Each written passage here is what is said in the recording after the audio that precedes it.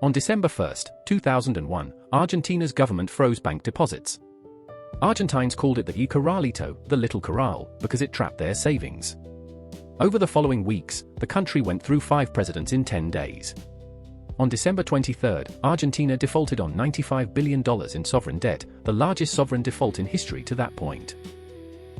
The convertibility plan, Argentina's monetary framework since 1991, had pegged the peso 1-to-1 to the US dollar. For a decade it worked, inflation collapsed from thousands of percent annually to near zero. Foreign investment flowed in. The economy modernized. Convertibility was celebrated as a model for monetary stabilization. The peg's weakness was its rigidity. When Brazil devalued in 1999, Argentine exports became uncompetitive. When the dollar strengthened against other currencies, so did the peso. Argentina could not adjust its exchange rate to restore competitiveness. The only adjustment mechanism was deflation, driving wages and prices down, which meant unemployment up. Recession began in 1998. By 2001, unemployment had reached 20%. The government, unable to devalue and unable to stimulate, cut spending, deepening the recession and shrinking the tax base. The IMF provided a $57 billion support package in 2001. It was insufficient. When bank depositors began withdrawing dollars, the Corralito was the government's last resort. In January 2002, Argentina abandoned convertibility and devalued the peso. The currency fell 70% against the dollar within months. Debts denominated in dollars became unpayable in pesos. Banks, which had lent in dollars and held peso assets, were technically insolvent. The financial system collapsed. Argentina's crisis illustrated that Impossible Trinity, the impossibility of simultaneously maintaining a fixed exchange rate, free capital mobility, and independent monetary policy.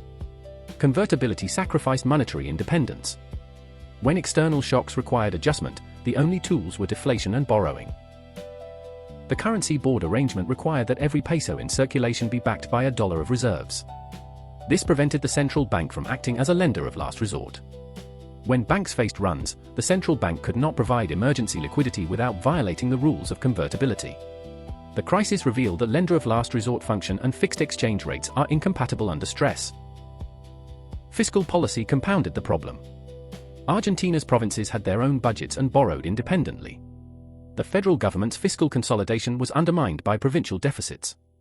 Debt accumulated even as the federal government attempted restraint.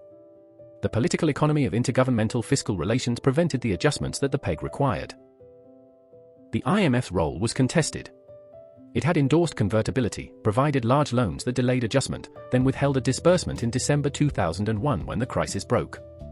Whether earlier restructuring would have produced better outcomes, or whether the IMF's conditions contributed to the severity of the collapse, remained disputed. Argentina's solution was unilateral and radical. It defaulted on the debt. It abandoned convertibility. It apesified the dollar-denominated bank loans, converting them to pesos at the pre-devaluation rate, while allowing deposits to convert at the post-devaluation rate, effectively imposing a loss on creditors and a transfer to debtors. The immediate effect was severe. GDP fell 11% in 2002. Poverty rose to 57%. The banking system was paralyzed. But with the exchange rate adjustment, exports became competitive. Brazil and China's strong demand for Argentine commodities provided an external stimulus. Argentina negotiated a debt restructuring in 2005, exchanging its defaulted bonds for new securities at roughly 30 cents on the dollar, one of the largest haircuts in sovereign debt history. Most creditors accepted. A minority, primarily hedge funds that had bought the debt at distressed prices, refused and litigated for years. The litigation reached the US Supreme Court. In 2014, a US court ruled that Argentina must pay the holdout creditors in full before paying the restructured bondholders. This vulture fund ruling, blocking payment to the restructured bondholders, forced Argentina into a second default. The legal framework for sovereign debt restructuring remained broken. Argentina's recovery from the 2001 to 2002 crisis was swift and surprising. GDP grew 8% annually from 2003 to 2007. Poverty fell sharply. Employment recovered. The commodity boom, particularly soybean exports to China, provided the revenue base. The competitive exchange rate made manufacturing viable. The crisis and recovery generated a contentious lesson. Argentina demonstrated that default and devaluation, the most disorderly possible exit from a debt crisis, could be followed by rapid recovery. This challenged the IMF consensus that orderly debt servicing was always preferable to default.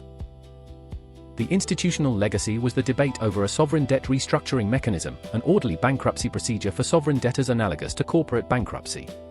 The Argentine experience highlighted the absence of such a mechanism and the damage caused by holdout creditors. The mechanism was never created. The problem remains.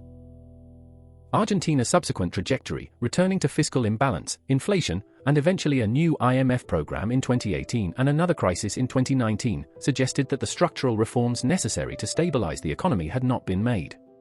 The immediate crisis was resolved, the underlying dysfunction persisted.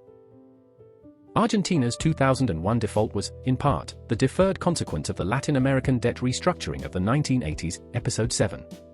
The Brady bonds that had resolved the earlier crisis were among the instruments that holdout creditors used to block Argentina's 2005 restructuring. Solutions create the conditions for the next crisis. The patterns repeat. The faces change.